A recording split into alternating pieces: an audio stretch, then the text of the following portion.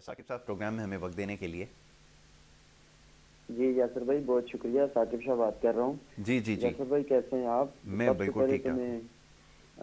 अलसीयत की तरफ से और पीर गुल हसन टाउन के इलाके जितने भी हैं उनकी तरफ से आपके दिल और अपना शुक्रगुजार हैं कि बहुत आपने शुक्रिया, बहुत उनका शुक्रिया। मसला K21 के ऊपर उठाया। बहुत शुक्रगुजार हैं आपके। बहुत शुक्रिया, बड़ी नवाजी। साकिब साहब फरमाइएगा, अभी क्या सूरत हाल है? जैसे तामीरात के हवाले से मैंने भी यहाँ एक सरसरी सा एक जिक्र किया कि शहर में जा बजा ये नज़र आता है, बड़े बड़े नाम, बड़े बड़े ब्रांड्स तामीरात के नाम पर लोगों से पैसे बटोरते हैं और उसके बाद डिलीवर नहीं कर पाते। और बड़ी अजीब बात है कि कहीं कोई इसकी सुनवाई नहीं है। आपने क्या कुछ अब तक देखा है? मैं चाहूँगा ज़रा इस हवाले से बताइए जी।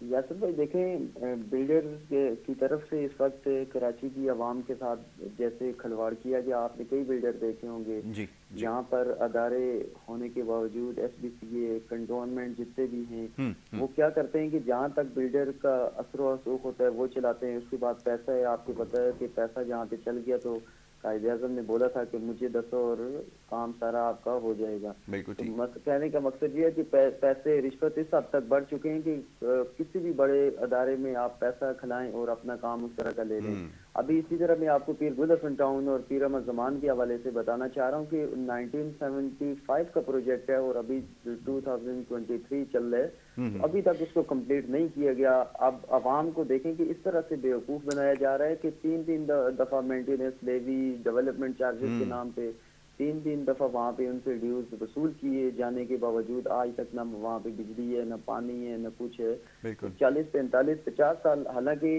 ये बिल्डर प्रोजेक्ट है, ये इस वक्त मलिर कंटोनमेंट की डायरेक्शन में आता है। कम हम्म। से कम होता है यासर भाई ये है कि किसी भी कंटोनमेंट इलाके में जब बिल्डर प्रोजेक्ट होता है तो वो NDC वहां से इशू होती है कंटोनमेंट से। तो हम्म। कंटोनमेंट का काम होता है कि फिर उसमें टाइम पीरियड दिया जाता है एक बिल्डर को कि भाई आपका ये टाइम है 2 साल 3 साल, जो NDC इशू करता है कंटोनमेंट।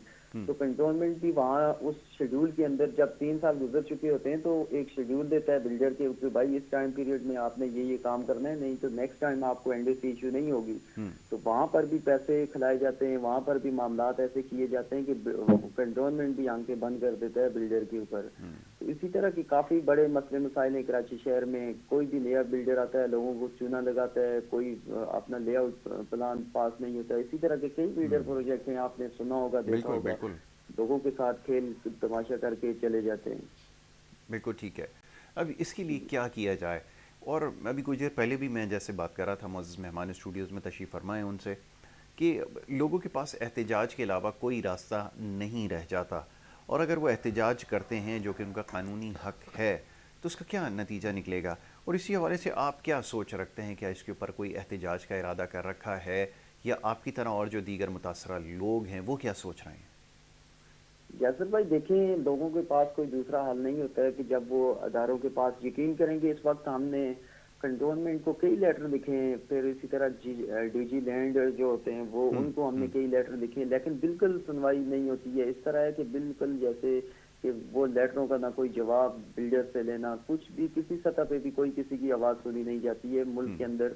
फिर इसी तरह देखें लोगों में फिर आपके जब अदारे सही तरह काम नहीं करते हैं तो उनकी मोहब्बत का फिर आपके सामने पैगाम होता है कि लोगों के तासरात क्या होते हैं। कि जब मुल्क के अंदर कानून नहीं होगा, लोगों की बात सुनी नहीं जाएगी, तो फिर मुल्क की मोहब्बत और अदारों की जो प्यार होता है वो लोगों के दिलों में बहुत कम रह जाता है। तो मेरी आला हकाम से और जितने भी अदारे इस बिल्डर प्रोजेक्ट या वैसे SBCA है, कंटोनमेंट है, तो उनसे गुजारिश है कि अगर आपके पास कोई कंप्लेन आती है तो कम से कम उसके ऊपर बिल्डर से पूछा जाए कि लोगों का ये मसला है, इसको क्यों नहीं आप क्लियर करते हैं। 50 50 साल गुजर चुके हैं, 40 साल, लोगों की एक एक नस्ल खत्म हो चुकी है। बिल्कुल लोग ऐसे इस ही। वक्त इतने परेशान है यासर भाई, आपके सामने होगा जी कि जी, वो किसी बिल्कुल भी तरह बिल्कुल। से चाह रहे हैं कि हमें थोड़ा बहुत काम करके दे दें, हम किसी भी तरह से कंस्ट्रक्शन करें। अभी कंस्ट्रक्शन कॉस्ट आपके सामने है तकरीबन 50% ऊपर हो चुकी है। लोग इतने परेशान हैं कि मैं आपको क्या बताऊं। बिल्कुल ऐसे अभी ही। इसी तरह से पीर गुलशन टाउन की मैंने आपके सामने बात की तो इसमें कई दफा हम एहतजाज कर चुके हैं। अभी हमने जमात इस्लामी को भी बीच में ऐड किया था, लेकिन उसके बावजूद 1 साल गुजरने के बावजूद भी वहाँ जीरो डेवलपमेंट वर्क हुई है। तो फिर अभी हमने इंशाल्लाह इतवार वाले दिन, आने वाले इतवार को एक एहतजाज भी रखा है। उसके बाद बिल्डर के ऑफिस के बाहर इंशाल्लाह एहतजाज करने का हम हक भी रखते हैं और इंशाल्लाह हम भरपूर तरीके से इसको करने की सलाहियत भी रखते हैं। तो हम आपसे भी गुजारिश करेंगे, आपकी जी पूरी टीम जी से गुजारिश करेंगे, उस वक्त उस प्रोग्राम का आप हमारा हिस्सा बने इंशाल्लाह। किसी भी ज़रूर तरीके से ज़रूर। हम और भी न्यूज़ चैनल वालों को और आपको तकलीफ देंगे कि आप उस प्रोग्राम हमारे प्रोग्राम का हिस्सा बने और लोगों को दिखाएं, फिजिकली आप दिखाएं कि क्या हाल है लोगों का।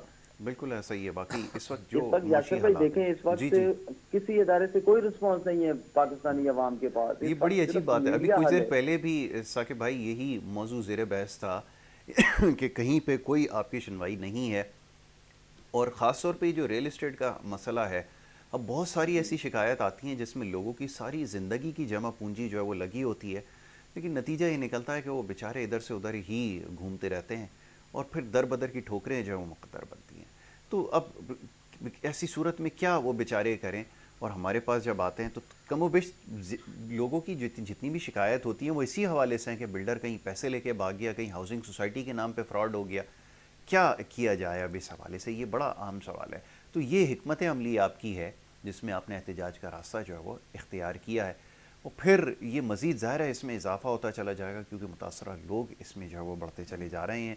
मैं ज़रा जावेद भाई स्टूडियोज़ में तशरीफ़ फरमाएँ, उनसे भी इस हवाले से बात करूँगा। जावेद भाई, आप ये तमाम चीज़ें जैसा भी साकिब भाई ने तस्करा किया, जी सूरत हाल आपके सामने, ये कोई नई बात नहीं है। मुख्तलिफ प्रोजेक्ट्स यहाँ, बल्कि बड़े बड़े नाम हैं, क्योंकि नाम तो हम यहाँ नहीं ले सकते, वो गैर मुनासिब सी बात है, लेकिन ये कि बहुत बड़े बड़े नाम इसके अंदर शामिल हैं और ऐसी ही सूरत हाल है जिसकी अभी साकिब साहब ने निशानदेही की है। फरमाइए। देखिए, अभी इस वक्त तो मैं एक्सपोर्ट में हूँ, लेकिन इससे पहले जी जी मेरा जी। स्टेट का बिल्कुल ऐसे ही, रियल मुझे इस्टेट इल्म का है, बिल्कुल। कारोबार था, और जो मैंने तकरीबन 10-15 साल रन किया। और उसमें जैसा कि अभी साकिब भाई ने कहा, बिल्कुल सही कहा। और आप ये देखें कि बिल्डर्स जो बाहर हैं, आपको याद होगा कि एक आबाद के नाम से इन्होंने एक एसोसिएशन बनाई थी, और उन्होंने बहुत अच्छा, आबाद में जो लोग थे और अंदर जो इदारों में जो लोग बैठे थे, वो सब एक ही गिरोह था। अच्छा। और क्योंकि मेरे साथ भी बहुत सारी मामलात थे और हमने बहुत सारी सोसाइटियों के ख़िलाफ़ दरख्वास्तें दी, KBCA में, KDA में, बहुत सारी। तो हमें ये कहा गया कि जी आप आबाद से रब्ता करें। ये मैं बता रहा हूँ जब मुस्तफ़ा कमाल साहब यहाँ पे मेयर थे। जी जी जी। तो जब हमने आवाज़ से रब्ता किया, उससे बताया कि जी ये बिल्डर्स आपका है और ये सोसाइटी वाला है और इसने ये फ्रॉड किया। इसने हुआ ये था कि उसके प्लॉट थे तकरीबन 200 या 250, और उसने फाइलें 350 बेची हुई थी।